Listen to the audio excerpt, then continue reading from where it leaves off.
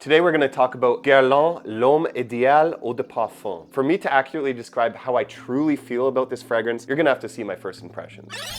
Okay, atomizer's all right. That's pretty good. Ooh, whoa. Wow, I like that a lot. This is a cold weather banger right here, wow. Already I'm gonna say that, like, if this performs, this might be one of my favorite fragrances because this smells amazing, wow. Do I still feel that way? Let's get into it. So the fragrance comes in this box right here, which is kind of basic, it's standard. I do like this kind of silver detailing that goes around it. It looks pretty nice. It's not the most complex box, but that really does not matter, right? So on the back, you're getting different stuff here with this barcode. Scan it if you want. Let me know what happens when you do. It's not a virus, I promise.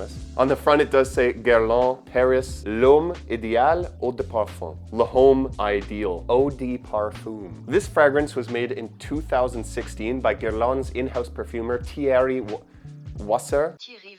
I've never known how to say his name correctly. In collaboration with Delphine Jelk, and it was made in France. Guerlain actually changed the style of this bottle and a lot of other bottles in their line. It used to have a gray cap, now it's replaced with black. But the cap itself is pretty high quality. It's heavy, it has a logo on the front, looks pretty nice. And then it's covering up an atomizer that also has their logo there. The bottle itself is simple with their logo on this kind of sticker. That's gonna probably peel off quick when the juice drips down onto it. But on the bottom, you're getting the sticker that tells you the concentration, which is Eau De Parfum. This is my 100 milliliter bottle. And it says my batch code, which is 2A01. Not too much going on with the presentation, but it looks nice. I like the color of the juice though. It kind of represents what you're gonna expect from the fragrance. Oh, I just realized it actually has their logo on the inside of the cap. For those who care, I do not. Okay, let's talk about what this fragrance smells like. But first, I want to discuss what some of the listed notes are. So they list on Fragrantica the top notes being almond, spices, lavender, bergamot, rosemary, and thyme. Middle notes of cherry, vanilla, incense, and Bulgarian rose, with the base notes being leather, tonka bean, and sandalwood. So for me, what am I picking out? Well, let's spray the fragrance.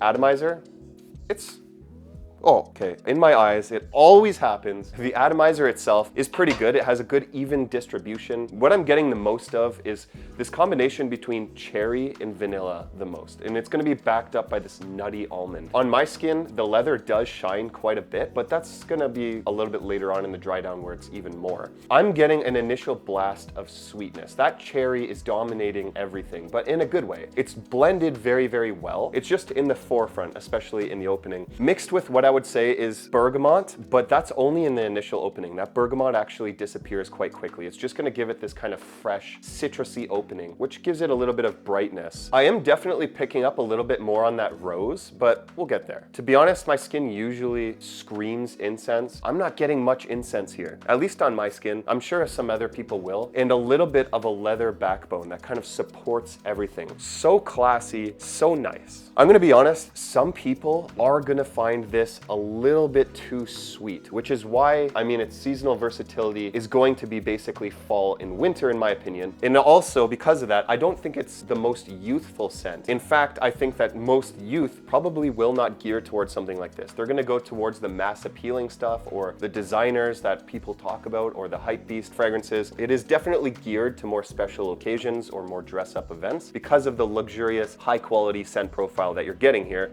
I think that it's more for the, I would say 25 plus crowd. Everyone can get away with it. Scent has no age. That's just my personal opinion. I think that for the people that are okay with the sweetness of this, this is perfect for a signature scent year round. In my opinion, you can wear this at any time for pretty much any occasion. It does smell a little bit more classy. I would definitely dress this up. I'm wearing a Superman shirt. This does not match what I'm wearing. I think you have to have some class to wear this the best. Suit and tie, formal occasions, absolutely. It does also give me a lot of confidence when I wear it. Like, I feel like I'm walking like, super good posture, giving it like a little bit of a swing in the shoulders type of thing. This is this fragrance for me. It's a confidence booster. It smells of luxury. It smells of high quality ingredients. But with that being said, I did say it is a little bit too sweet for some. So it will be a little bit cloying for some in those really hot temperatures. I think that this is a day or night fragrance. I like that it does have a combination of darker notes and brighter notes because that makes this perfect for signature scent. Like I said, you can wear this this at pretty much any time. This could be your go-to if you like sweet fragrances. You would think sweetness, okay, a little bit more youthful. Not with this. This is like a high-class sweetness of like a rich modern man. It doesn't smell dated. A lot of Guerlains, people say smell dated. This does not smell dated at all. Okay, so let's talk about the performance, because if you're like me, that does matter. I've heard a lot of people complaining about the performance of this fragrance. First of all, it was never meant to be a beast mode fragrance. And second, on my skin personally, I usually get way less performance than everyone. And I actually got good performance out of this fragrance. It was pretty much exactly what I would expect and more. Especially with these high quality ingredients, you're not usually getting such good performance like they did here. So when you first spray this on, you're getting a good initial 2 feet of projection. That's gonna last you about, I would say, like an hour to 2 hours before it kind of starts to work its way back. In this point of the fragrance, there are gonna be no changes in the scent profile, maybe just a little less bergamot in brightness. After around the 3 to 4 hour mark, this is gonna progress into about a 1 foot or slightly less projection. So it's gonna become a little bit more classy. It's not gonna be like a beast mode type of fragrance. This is more class. So it's gonna work its way down to about a foot or slightly less projection after around 3 to 4 hours. After around 4 to 5 hours, I'm picking up less of that cherry. The vanilla is starting to peek through that cherry, and you're getting a little bit more of the leather and those supportive darker notes start to come through. Maybe slight incensey feel. I'm talking very, very slight, if at all. And here's where I think that the sandalwood starts to show its head even more. After about, I would say, the 6 to 8 hour range, this is gonna become a skin scent, and then it's pretty much gone shortly after that. It's not gonna be the longest lasting fragrance you own, but it will definitely be one of the most high class, best smelling fragrances in your collection. But with that being said, is Guerlain a niche fragrance or is it a designer? Well, I guess it's considered niche because Guerlain's not really a designer. So this is pretty much a niche fragrance. That's a debate people have online, believe it or not. But with that being said, you would expect the price tag to be hefty for this. No, in fact, it's not. I actually picked up this 100 ml on Fragrance Buy for $115, which for a discounter is expensive, but when you consider the retail being only $164, the retail for this isn't even as expensive as some of the designer fragrances that are way less quality than this. So price point is very, very good, but because of its popularity, they hike it up on discounters, and it will probably be a little bit hard to find. Mostly sold out on all discounters, but if I find a link for it, I'll definitely leave it in the description. With all that being said, my opinion on this fragrance has actually not changed at all. It's only gotten stronger. I've loved this more and more every single time I've worn it, and because of that, I'm gonna give it a 9 out of 10. I'm extremely, extremely excited to try other fragrances in the Guerlain L'Homme Ideal line. And in fact, if I find something that beats this one, you guys will be the first to know about it, because I will not be able to contain my excitement, because this is gonna be very hard to beat. Please let me know your thoughts on this amazing fragrance right here in the comments below. Is this too sweet for you, or is it just right? Thank you for watching. If you enjoy high quality, luxurious fragrances, I highly suggest you check out this video right here, and I'll see you over there. Thanks for watching, and make sure you subscribe if you like honest fragrance content.